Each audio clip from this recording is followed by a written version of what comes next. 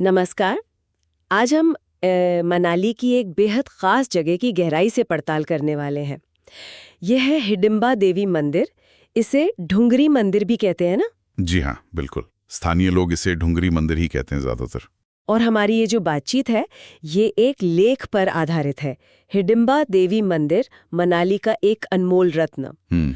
तो कोशिश रहेगी कि हम इस मंदिर के इतिहास, इसकी जो अनोखी बनावट है और इसका सांस्कृतिक महत्व, इन सबको समझें। जी बिल्कुल, ये वाकई में एक अनमोल रत्न है मनाली का।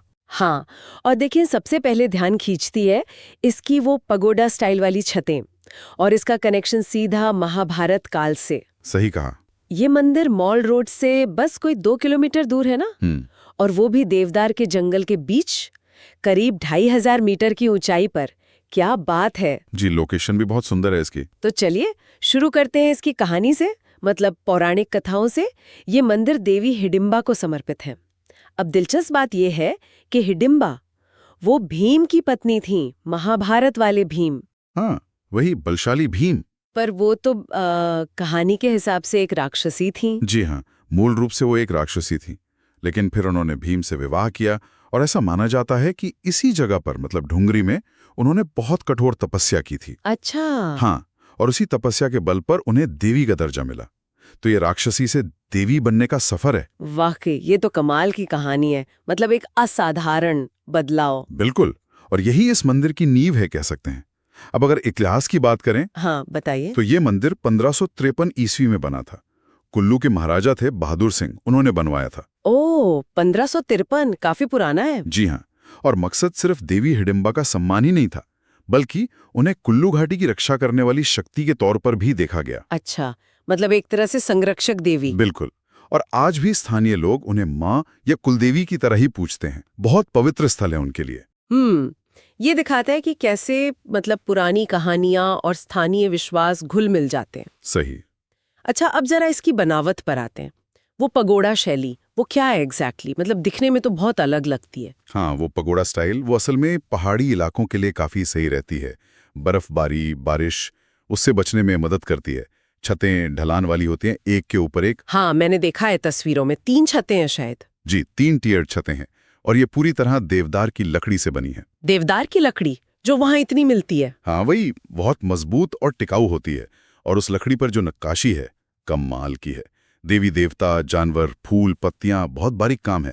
उस जमाने की कारीगरी का बेहतरीन नमूना है। और सबसे ऊपर वो पीतल का शिखर है ना, नुकीला सा। जी हाँ, बिल्कुल, वो शंक्वाकार शिखर।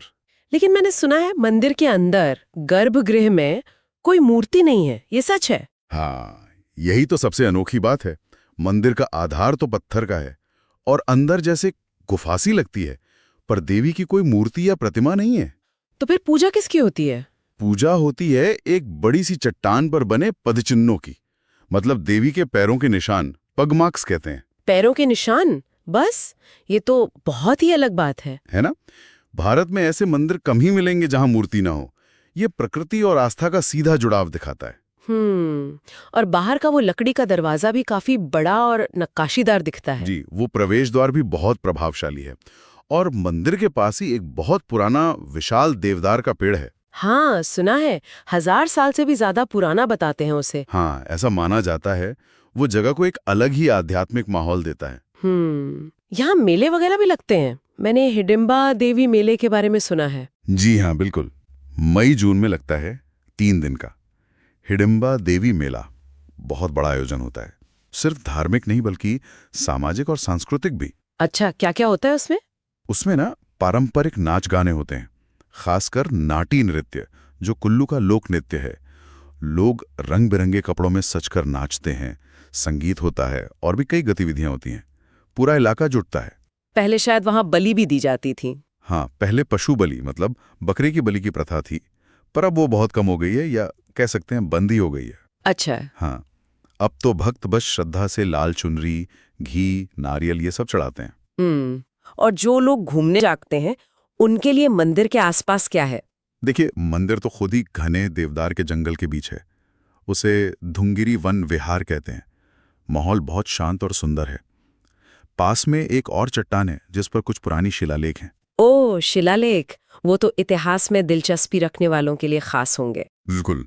और हाँ, एक मजेदार चीज ये है कि वहाँ पारंपरिक हिमाचली कपड़े किराए पर मिलते हैं। अच्छा, फोटो खिंचवाने के लिए? हाँ बिल्कुल, लोग पहनकर खूब तस्वीरें लेते हैं। और पास में एक म्यूजियम भी है, हिमाचल संस्कृति और लोक कला संग्रहालय। अच्छा, तो मतलब पूरा एक पैकेज है, मंदिर दर्शन, प्रकृति, संस्कृति। जी हाँ, ये सिर्फ एक तीर्थ यात्रा नहीं बल्कि एक पूरा अनुभव है।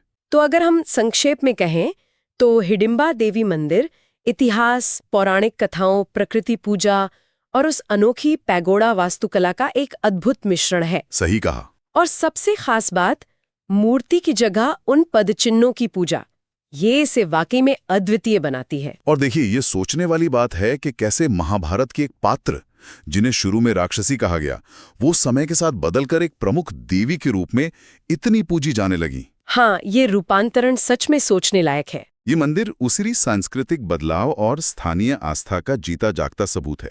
और साथ ही ये हमें प्रकृति, विश्वास और समुदाय के बीच जो गहरा रिश्ता है उस पर भी सोचने को मजबूर करता है कि कैसे ये सब मिलकर एक जगह को इतना पवित्र बना देते हैं।